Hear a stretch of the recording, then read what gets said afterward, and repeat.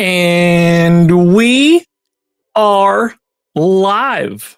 Welcome to the MLB strategy show / early live before lock / whatever we do over the next hour, because Loffy's not here, so the show will improve. I'm covering for him today.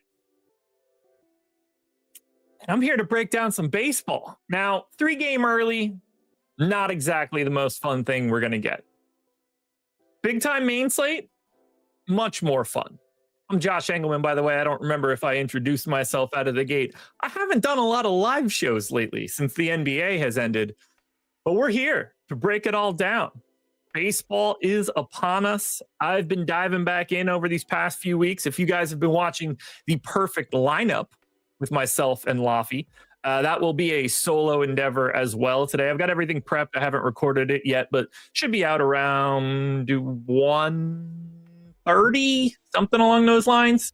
East Coast time, the only time zone that matters. But I'll still have that out. PGA perfect lineup for the Scottish Open, which locks, I believe, at midnight tonight. I could be wrong. You guys probably know better than me, but I am in that video. Ben carries the load for sure. I handle the simulation stuff because I'm the czar. Everybody knows that. You guys can go check that out as well. That is already live on this YouTube channel. But I'm excited to talk a little bit of baseball. Normally, I would have ended the NBA season and either done the show that Loffy's doing, or he and I would have been doing it together. But that's not how we operate anymore, and I'm more than okay with that. I would love a break. But we do get to talk a little bit of baseball here. Now I'm going to go through the early slate probably pretty quick. There's only so much you can say here. There's 3 games. Every single person is not only playable, but more than playable. There's no can't play this dude type situations on 3 gamers. But we can try to find the spots that squeeze out a little bit more leverage. And that's what I'm going to try to do today. And then we'll dive back in and we'll take a look at the main. But we've got as long as we want to be here to break down whatever we're looking at. So happy to take any chat messages. Shout out to chat. Love having you guys here. If you guys have anything you want me to dig into, by all means, let me know. Happy to have you guys steer the ship at least a little bit. But let's just start it off by looking at the pitching for the early. Most expensive arm on the early. Tyler Glasnow, 8,700 Dodgers taking on the Brewers. And Glasnow, along with Reese Olson, the only 2 guys in the 8Ks, are also the only 2 guys with a 40% or higher top 2 pitcher odds. Similar value marks for them, but they are getting all of the ownership. 57% to Olson right now, 70 to Tyler Glasnow, which is creating a very interesting ownership dynamic at the bottom for either Jose Quintana, who is 29% to be a top 2 pitcher, 8% owned, or Adrian Houser, 24% top 2 pitcher odds, 8% owned. Neither one of those guys are picking up too much love. Clearly they shouldn't. But, 4.9 run implied total for Adrian Houser is like relatively manageable.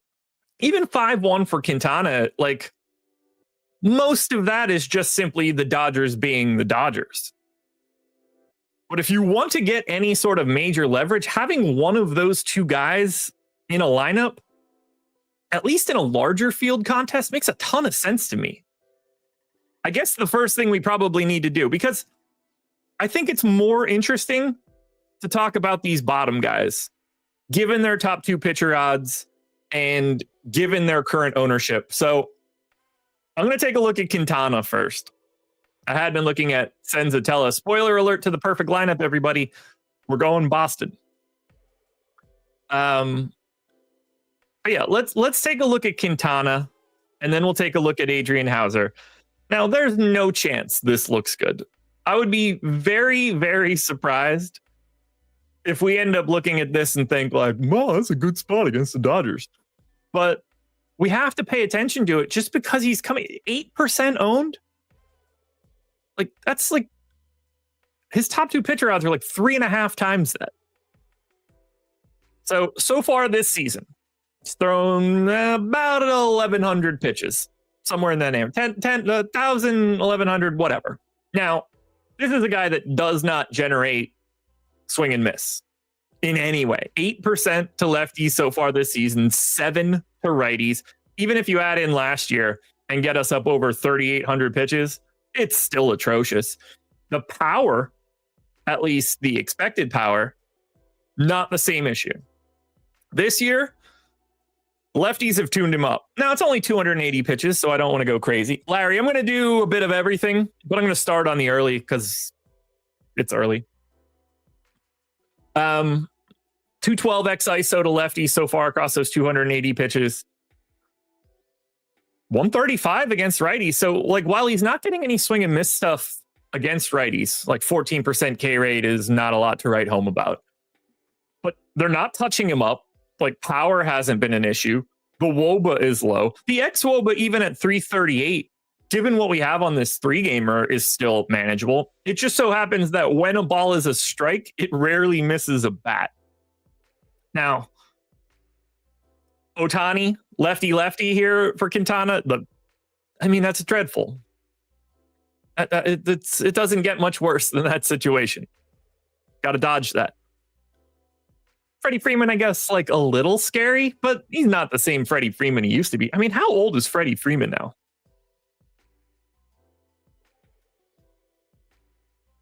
He's 35. God, that makes me feel old. Now, I don't say that to undermine Freddie Freeman. He's still awesome.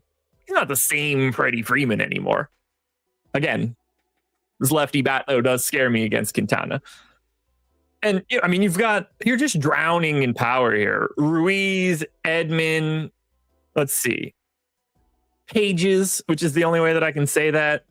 I mean, Teoscar, like, these guys have massive small samples against lefties that have big power numbers. And clearly, like, you're never excited to roster a pitcher against the Dodgers. But I gotta be honest, if he's really sub 10% owned on a 3-gamer, it's not like the Dodgers go 162-0 and score 10 runs a game. Like, there are spots to attack. And this strikes me as one of those spots where I'm not saying you need to dive in and be like, oh, I got 50% of Jose Quintana. But, like, if he's 8, is it that hard to get 15 to 20 and just be a little over the field? Find your value elsewhere?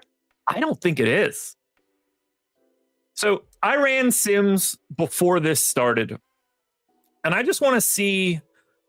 I mean, I can already see the top Sim ROI lineups: Quintana. I'm going to assume that, like, if I just look at our top 50, I got a lot of them. 68% of the top 50 lineups contain Jose Quintana.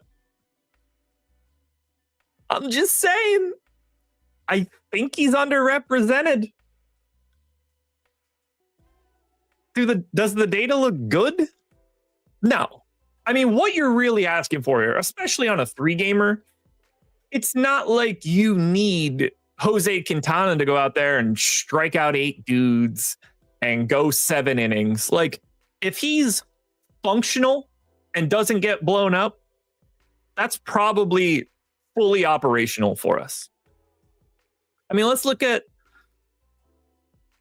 some example starts, which I think could tell a little bit of a story. Perfect. That sizing looks good. I mean, if you could just avoid a homer, which against the Dodgers is probably a pretty tough sell, but and I don't want to comp to like Colorado, but I mean, even something as simple as 5 innings, 3 strikeouts, 3 like is that a good game? No, league average game score, league average game score. It's the walks that seem to really be killing him. He's just, I mean, that's what happens when you don't have a real swinging strike rate. You're just, the amount of base runners that you got to dodge, you got to get hit lucky. You need those days where you've got like a stupid low BABIP, like this one at Minnesota. 4 walks and a K is not great, but everybody that was putting the bat on the ball was just hitting it to someone. That happens. And that's the kind of reason why you see someone like Quintana, who is really clearly not good, but it's why you see him still have a 28% top 2 pitcher odds, because that's how much variance in outcome exists on the baseball side. So would I, like, based on the sims that I ran, would I want 68% of Jose Quintana? Absolutely not. That would be bonkers to do. But it does make me feel pretty damn good that it pops like this. Let's look at one thing. What I'm going to unfavorite these. Let's assume that I'm playing 150. And, you know, based on his top 2 pitcher odds at 28%, ownership at 8, I'm going to cap Quintana at 25. I just want to see what that ends up looking like. So if we lock Quintana in at 25, and then I'm going to save my top 150. So this would be, you know, what I'm playing if I were playing a mini max on the early. What that does, we bring Quintana down to 25, very manageable. It actually increases us a bit on Adrian Houser. And it shows us that our other biggest stand is Zach Littell, and the big fade is going to be Tyler Glasnow. Now, I'm not surprised by any of that. One, if you're getting more Quintana, by default, you're probably not pairing it as much with Glasnow. Not that you can't. But I think that 67% pool ownership is carrying a lot of weight. So when I see this, and this is sort of the way that I want to approach these slates, you know, I set that cap on Quintana to try to be a little bit more realistic. And now when we see these numbers, the biggest thing that stands out to me on the pitching side is, well, we're getting half the field of the chalk starter. So I see no other thing that we can do right now other than dig into Glasnow. And if we just take a peek here, Tyler Glasnow, as you guys are well aware on the show, has not thrown a major league pitch since April 27th. For those of you not aware, it is July 9th. Now, he has made some rehab starts, last being on the 3rd of July. He went 4 1/3 there, faced 19 batters. You know, strikeouts were there for sure. Did give up a ding dong in that time. He was able to go 2 1/3 in the second rehab start. Look, he K'd 8 in a AAA game. Do I think that he's live to go like deep today? No, of course not. Deep would be pretty insane. I mean, he threw 98 pitches on April 13th, 80 in his opener. 80 feels like the ceiling to me. I can't imagine their goal is to stretch him out in any major way. So the question then to me becomes, is Glasnow slightly over projected in ownership just because of the, I don't know, extracurriculars that we have for him today? Maybe. But I mean, like, he's clearly going to be 60% plus. That feels high here. That just feels too high.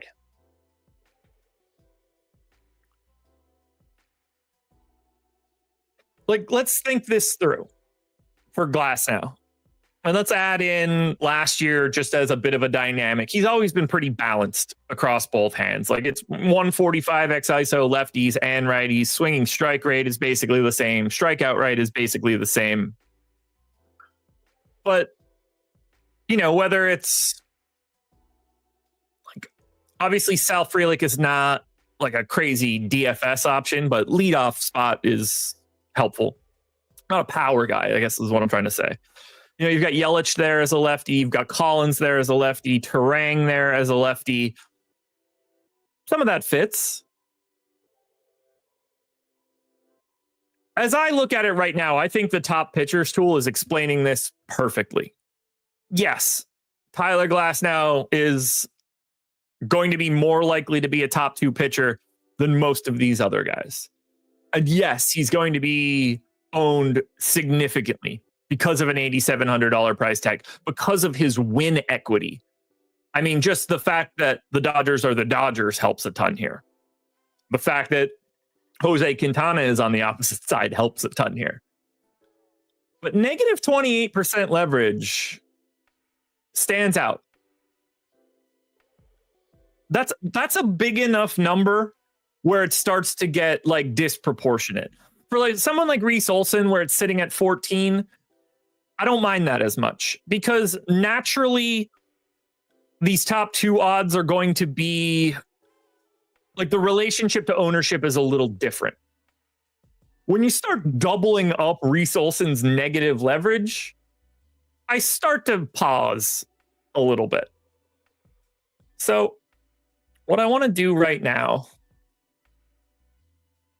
do we have any interesting Tyler Glasnow props? We do. And Jake, you're talking about it right now. I can move this window over here too. So I've got the Odds Shopper live odds screen pulled up for us for Glasnow. This is on strikeouts. And for the most part, it's just sitting at 5.5 on the nose. Do we have outs props anywhere? I mean, over 14.5 at minus 185 on BetMGM, under 15.5 at ESPN Bet is minus 200. I mean, this is pretty cut and dry. The expectation is 15 outs and 5.5 strikeouts. And that's not like, I don't need 70% of that. Now, that's not to say that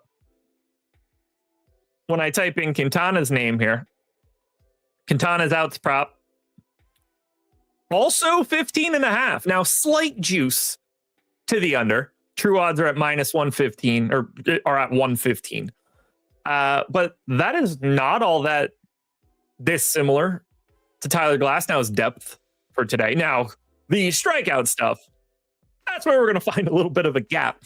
Quintana is, I mean, slight juice to the over of 3.5. You want to call that 4 at minus 121? I think that's reasonable. Yeah, we're behind the 8 ball a little bit compared to Glasnow, but not 60% of ownership. That's ludicrous. What's this, 2.5 for the earned runs? Don't be 3.5. Yeah, 2.5, little bit of juice to the over. I get why it's higher, but I think this is why the top 2 pitcher odds make the most sense, because those numbers were much closer together than I think most people would assume. But you don't see that in ownership. You see 70% to 8. But when you look at top 2 pitcher odds, that's where it starts to make a lot more sense and starts to look like the odds that we just saw for strikeouts, for earned runs, for outs. 42% to 28. That makes a lot more sense to me. And that's why I think it's very easy to run simulations to get more of Jose Quintana and to give up a little bit of Tyler Glasnow. What do you guys think today? Hit me with it, chat. Where do you guys land on this one? Are you feeling Glasnow today, making this first start in 3 months? First major league start in like 3 months. And maybe we see that number come down and this negative leverage disparity doesn't look as crazy. Man, I got a chilled Nightbot out today. Oof. Jameson, thank you. Thank you. I think when it comes to Quintana and Glasnow, we've got that pretty well locked down. There's also Adrian Houser out there. Now, this one's honestly like maybe a little bit more interesting to me. Let's look at Houser's props first. I think that's the easiest thing to do. Strikeout prop for Houser. I mean, 3.5 heavily juiced to the under. Not wiping out a ton of dudes. Is that a White Sox thing? I'm guessing it almost has to be. White Sox active roster. I mean, they're 11th in K rate overall. Any different against righties?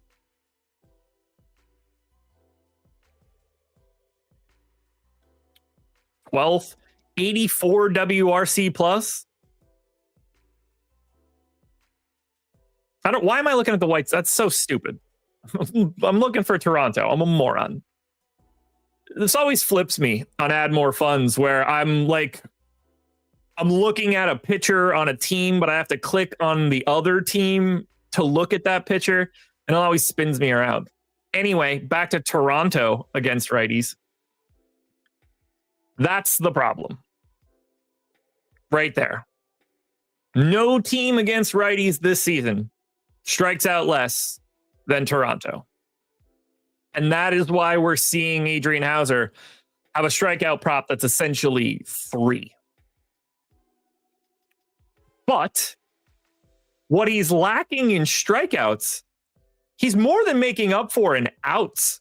17.5 outs prop. If anything, it's leaning slightly to the over in comparison to the under. I mean, we're talking about 2 extra outs of expectation for Houser over Quintana. So while he's not, and I'm not saying that Adrian Houser has good stuff, but if we're talking about stuff, it's at least better than Quintana's. Now, again, is he going to be wiping out Blue Jays bats? Unlikely. But does he have a much better chance of going deeper into this game? Unquestionably. Not to mention, it's the Dodgers for Quintana. So part of me actually wants to see what this looks like if I do a mild ROI boost. That's not what I wanted to do. Why did I clear the exposures? We set Quintana back to 25. I'm just going to give a 5% ROI boost to Adrian Houser. And now I'll take that top 150 again. So that still caps us out at 25% on Quintana. But it's also getting us a bit over the field on Adrian Houser. I think that's the way this 3-gamer looks. You get a bit over the field on Quintana. You get a bit over the field on Adrian Houser on the hopes that that disproportionate top 2 pitcher odds ownership mark is in your favor for today. And I think you have to run the other direction from Glasnow. It's the other 3 guys that I don't really have much of a opinion on, whether that's Reese Olson, whether that's Eric Lauer, whether that's Zach Littell. I think those guys just end up coming in pretty naturally at public ownership. I mean, I hit Reese Olson on the dot. I essentially hit Eric Lauer on the dot, 35% owned, 36% exposure. And then it's a little bit over the field on Zach Littell. And I think that's very fine. He's the only other guy that has positive leverage. So as I see it, I'm going to take advantage of the positive leverage on Quintana, the positive leverage on Houser, and the positive leverage on Littell. But that doesn't mean that I have to get away from Olson or Lauer. It just means that I'm choosing not to get to Tyler Glasnow. On the surface, I love that. But the question then becomes, what does that mean for our stacks? I think we're going to end up with the best of both worlds. I have not looked at this yet. So we've got, in terms of stack score, Dodgers at the top, Toronto is 2, and they are they are very clearly on their own tier. Then the White Sox and the Tigers are next in their own tier, and then it's Tampa, and then it's Milwaukee.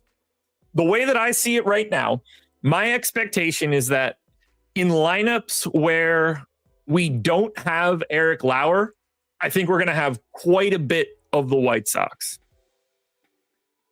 I think the Dodgers are going to be used primarily as filler stacks or two-mans or one-offs. And if I had to guess,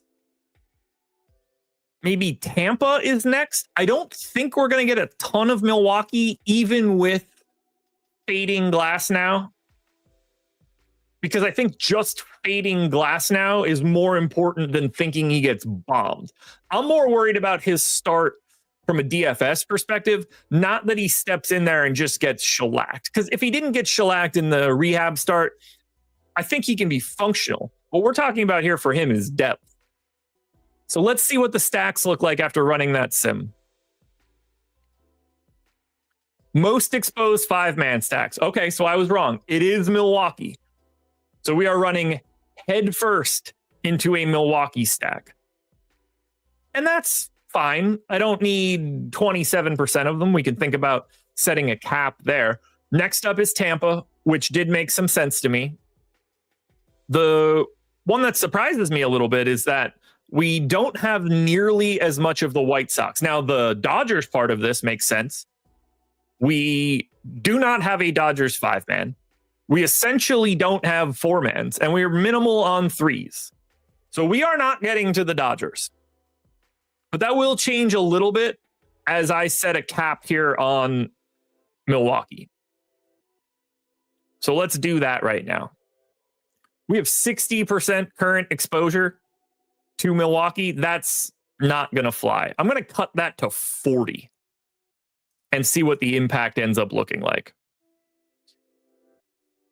So as we do that, and we hop back over to exposures, now that pulls Milwaukee down to second, but a much more manageable second.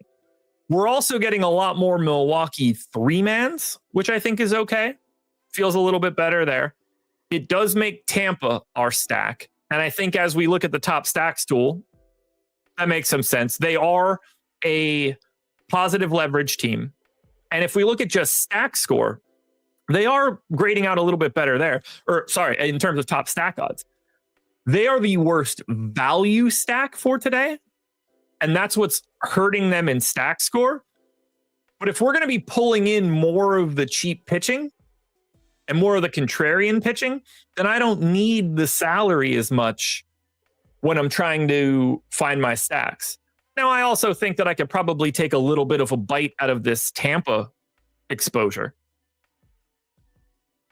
So let's see if we want to maybe set an exposure cap on Tampa at, I don't know, I'm going to go 35 a piece now for Tampa and Milwaukee. And I think that'll make this look about where we want it to be. Yeah, now we're much more balanced. We are taking big Milwaukee stands, but it's not just jamming 5-man guys. We do have Tampa here still, but not the same extreme stance, but it is positive. And it is a giant fade of the Dodgers. So what makes me a little curious here is, what Dodgers are we getting to from a hitting perspective? And this is why it makes me still feel pretty good.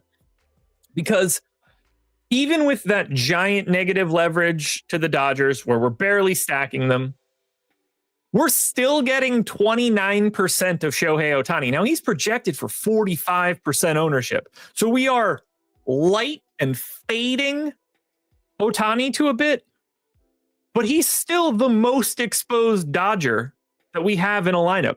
That's working as intended. So if I'm paying down elsewhere and I'm picking up leverage in other spots, then I am more than happy to have a chalky Shohei Ohtani be a part of the rest of that lineup. I'm already different. I don't need to be extra different. So 29% of Shohei Ohtani looks pretty damn good to me. And then it falls off a cliff for Dodgers bats. All right, we can look at it here. Obviously Glasnow at the top. Way more exposure to Glasnow now, but still pretty significantly under the field.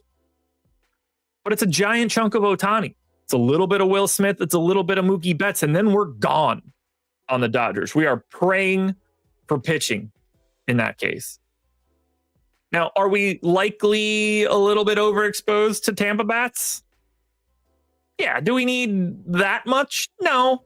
But, and shout out to Junior Caminero, who, while we're on this show, is going to be in the home run derby this year. But even still, is 30%, is 38% of Caminero today so crazy? No, you got to get to somebody on a 3-gamer. Top lineup in the Sims after setting those caps. Lauer, Quintana, Tampa 5-man, Milwaukee 3-man. Contreras, Diaz, Terang, Caminero, Kim, Josh Lowe, Jackson Churio, Chandler Simpson, who sounds like a made-up player. I love it. I love these exposures. I love the value that we're pulling out of pitching. I have nothing else to add here for this early slate. Do you guys have any questions for me? I'll answer whatever you want to know. And then we can take a little bit of a peek at the main. You guys will have live before lock later today, where let me make sure I know who's on it for today before I say it. Greg and Eric, 6 p.m. tonight, live before lock. They will cover everything for the main.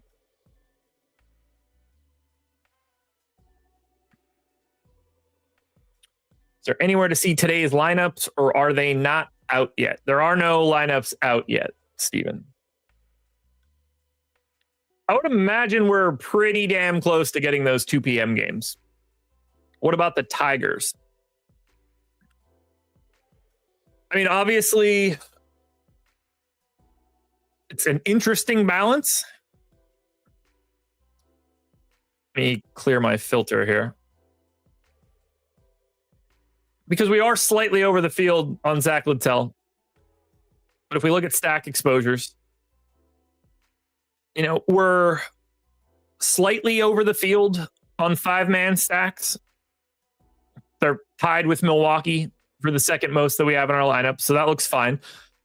They're not really getting a lot of 5-mans, or sorry, they are getting a bit more 5-mans built than someone like Milwaukee, but we're still slightly over that early number. Dead neutral on 4-mans, essentially dead neutral on 3-mans.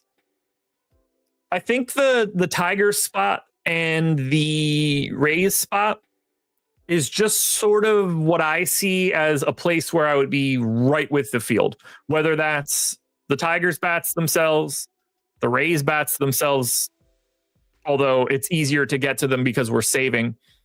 Reese Olson was somebody that I was essentially neutral to on all of this build. Zach Littell, similar story, slightly over. I have no issues whatsoever with the Tiger stack. They're there for me, but they're just sort of second in everything. So they end up getting blocked out by the Tampa side because we're saving so much money on pitching. But it's not like I don't like the Tigers. Any early home run plus EV? Let's find out.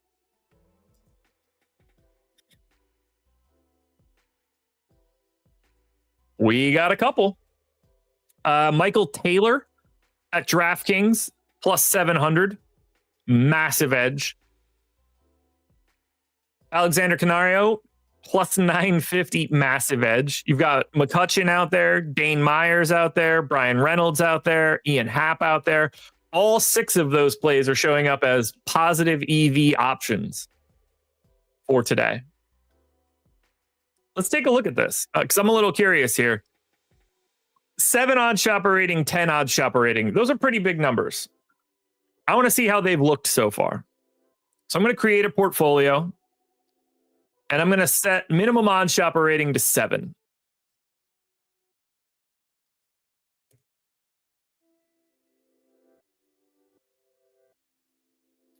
All the sports books are selected. Let's get MLB and let's just get homers. In the aggregate, we have recommended 880 home run bets with a 7 odd shopper rating or higher. They've returned about 2.7%. Let's cut it down. Let's just say last 90 days. Just a hair above neutral. They have been pretty rough at BetMGM, pretty rough at FanDuel, incredible at Onyx odds, which is also amazing because they hand out significant boosts on a day-to-day basis. ESPN's been great. Fanatics has been great. But in the aggregate, we're there. So if you guys like any of those spots, I would attack those home runs. Go back to the Ding Dongs portfolio. Yeah, they're still sitting there if you guys want them. You guys want to run a sim for the main? See what it looks like? And don't forget, guys, hit that like button. Oh, Blue Jays lineup just dropped for Steven.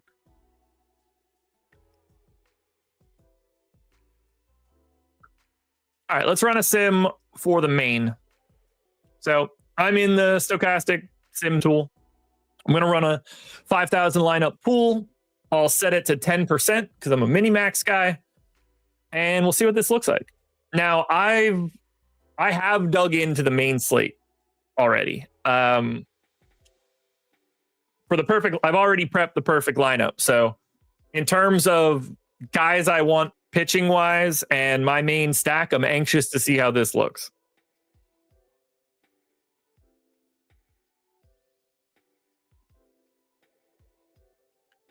All right. 40% ownership coming into Giolito. Tough to avoid. 29 to Cease will be interesting. 23 to Bubic will be interesting. The pitcher I prefer most in this pay up range is Mackenzie Gore. So let's find out if we're going to get Mackenzie Gore. Because I'm confident we're going to get Giolito. I want to see how much Gore we get. And then I want to see how much of the stack that I want, which today is the Boston Red Sox. I want to see how much they show up.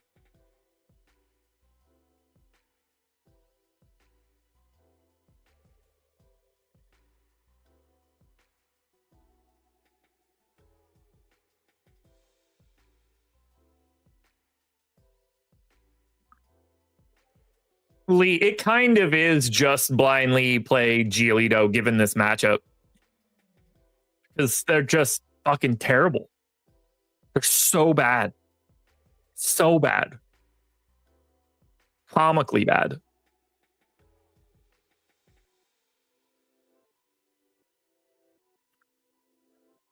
Minimum 69% Red Sox. I'll take that. That would be nice. All right. Sim's done. I'm just going to take top 150 raw without looking at anything. Pause. Giolito, doubling up the exposure. 80% of Giolito, 43% ownership. Now, I only got 10% of Mackenzie Gore, but that will be something I will manually change.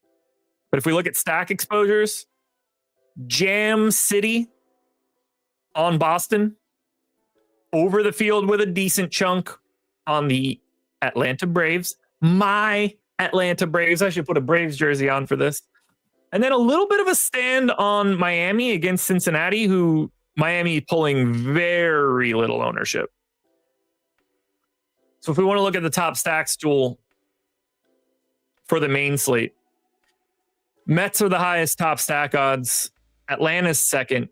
They both have the two highest stack scores. The team that I actually want the most here is Boston. So from a Sims perspective, that's working out pretty well. They are in the top few teams in ownership, but Antonio Senzatella is awful at everything. 5.9 run team total here. I find Boston to be like super duper interesting. But it's Boston, it's Atlanta, and then for Miami in the top stack odds, a little bit further down the list, Andrew Abbott, not the most fun way to go about this, but the stack score is very manageable. And from a value perspective, it's really easy to you can get whatever you want for Miami. And because we have so many 9K bats or 9K arms, it's going to be really easy to pick pitchers to go along with that stack.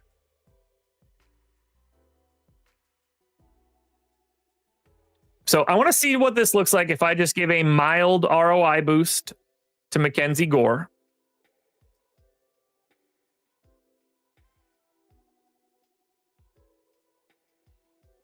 So that 5% boost took us from 10% to 13. All right, I want to go a little bit further. Let's take it to 10. I want to double the field on Mackenzie Gore.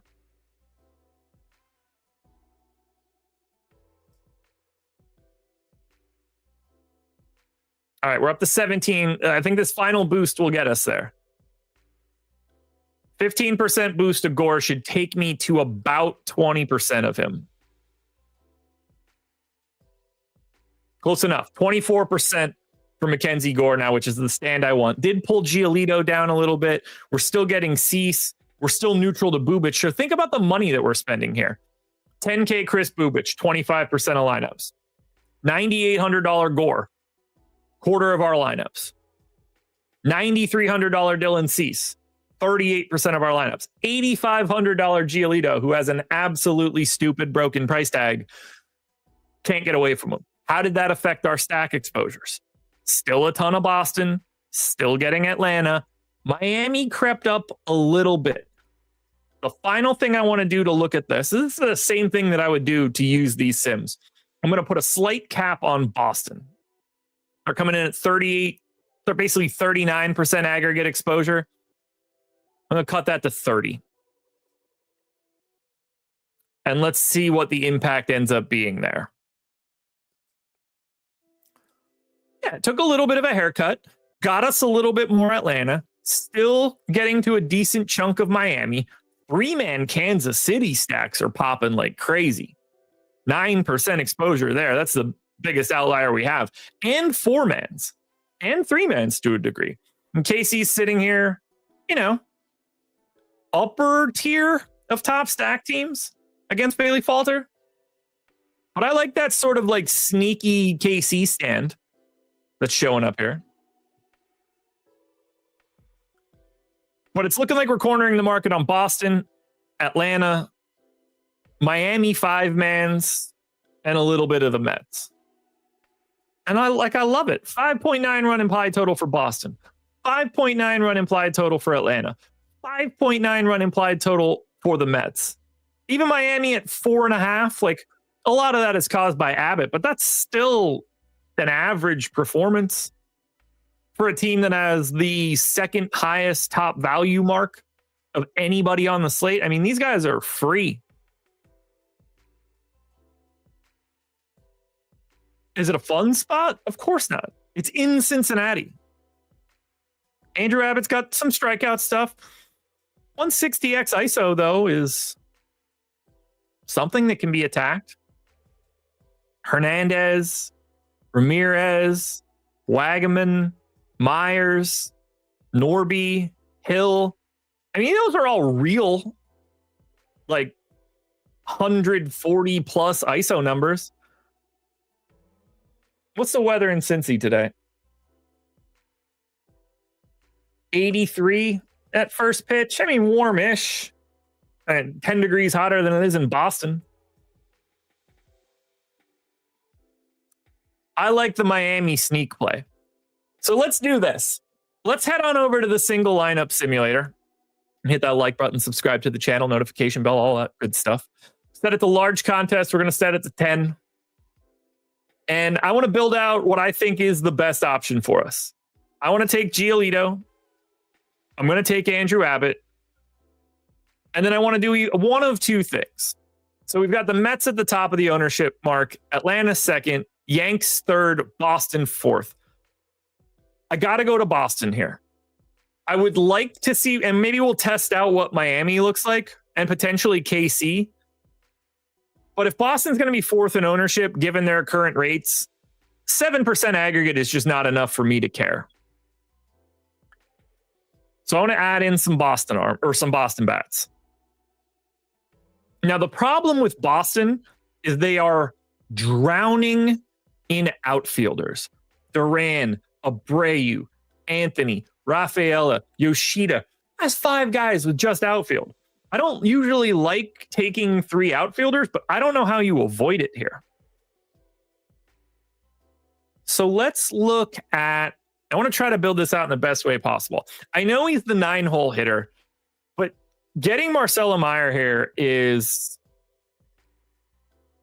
I think, very important for the way that this will build. I'm also going to grab Trevor Story. And then, as weird as it sounds, you know what? I don't think the ownership will matter. I'll take Duran. I'll take Roman Anthony. And just to be clean, since we have Narvaez projected to hit fourth, I'll grab the catcher. So we need a first baseman, a third baseman, and an outfielder. We have about $4,000 in salary to find those spots. This should be pretty easy.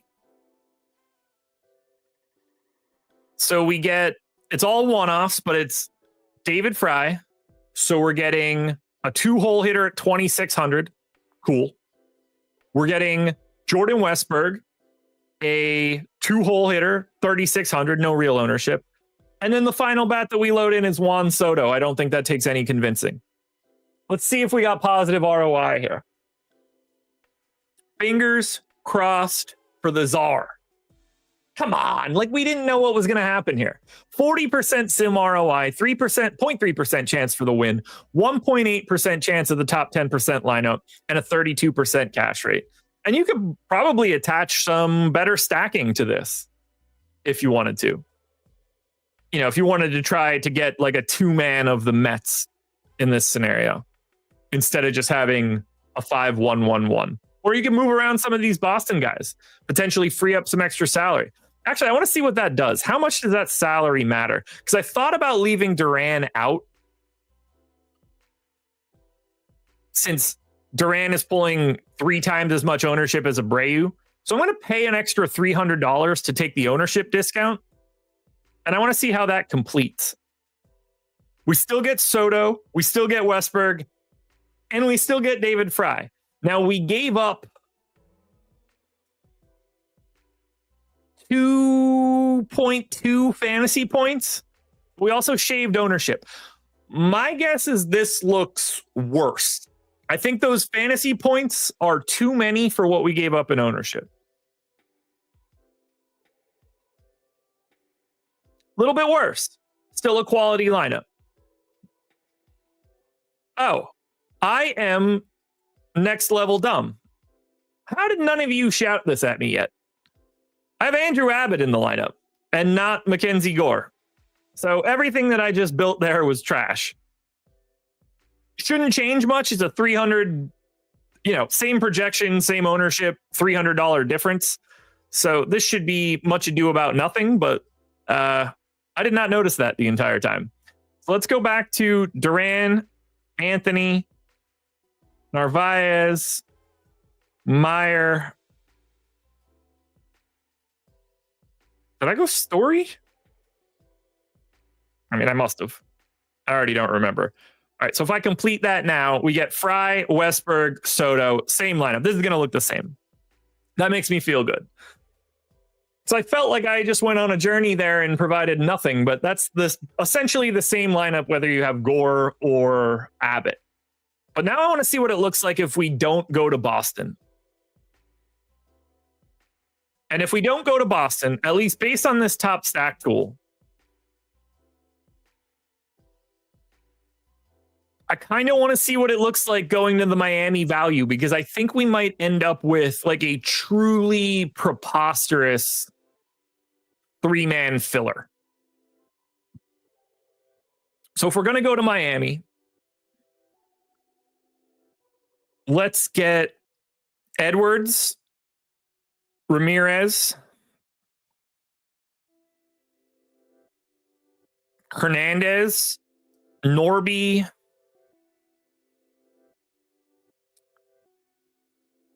I don't want Otto Lopez. We got Hernandez. I don't really want Edwards, but lead off second base, hard to avoid. I guess we'll take a second outfielder and grab Myers. So first base, shortstop, outfield. But now we have 4,900 per spot. So like I expect Soto to be there, but we're probably paying up twice pretty heavily. So we go back to Duran, we get Witt in at short, and we get Josh Smith in at first. Let's see if this one looks any better. This is a pretty big zag. We take on a decent chunk of owner, right back into that 40% range. 0.3% to win, 2% top 10, 31% cash rate. I got to be honest, guys, I like it. What I do want to do, though, if I take Witt out and I take Duran out and I take whoever the fuck was in it first, Josh Smith. What happens if I pick my first baseman? Because we had Josh Smith here, who has the 5th highest projection, similar ownership. Josh Smith's projection is 8.43s at 206 value. And I don't need Sal Perez.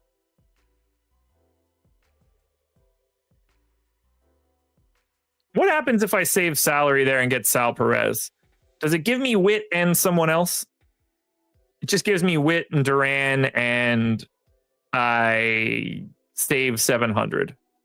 What outfielder can I get right now? Oh, it's Duran by a mile. So I guess Sal Perez is not the guy for me. Witt is your highest projected shortstop. What if I go Lindor and Soto? Who does that give me at first? Abraham Toro. Little synergy with Giolito. Let's see what that looks like. Guys, thanks for being here. Thanks for putting up with me with no Laffy today. He'll be back tomorrow. He's not going anywhere, but just needed to take the day. So I'm here to break this bad boy down. We've taken a look at the main. We've ran some sims. We certainly took a deep dive through the early slate. And it is 54 minutes later, man. That show went quick. That show went quick. As always, if you want to sign up at Stokastic, the links are in the description of this video. Whether you're looking for MLB sims, MMA sims, PGA sims, NASCAR sims, NFL is coming soon, folks. Understand you want to be here. Plenty of written content at stokastic.com. All of the advanced data that you could be looking for. And if you're a sports betting person, head to oddshopper.com. That link is also below. If you want to sign up, take a market-based approach to beating the books, shop around for the best lines, build your parlays, find your boost, whatever you're looking for. You can do all of that at OddsShopper. Guys, this was fun. I miss talking baseball like this. It is on the back burner for me. I'm team NBA nowadays, but I do love me some baseball. I can't wait to play tonight's slate. Am I too late to register the early? For some reason, I didn't think about it until right now. Plenty of contests to get in still for the early. So maybe I'll see you guys near the top for the early. MLB Perfect Lineup Solo Josh Edition. Look for it on your YouTube timeline sometime around 1:30. Should take me about an hour and a half from this moment to get that recorded, edited, and out to you guys. I love doing this, guys. Thank you so much for being here. I really do appreciate it. Make sure you tell Laffy hi tomorrow when he gets back. Let him know that you guys are happy to get rid of me. But thank you, guys. Hit the like button on your way out the door. I'll talk to you guys later.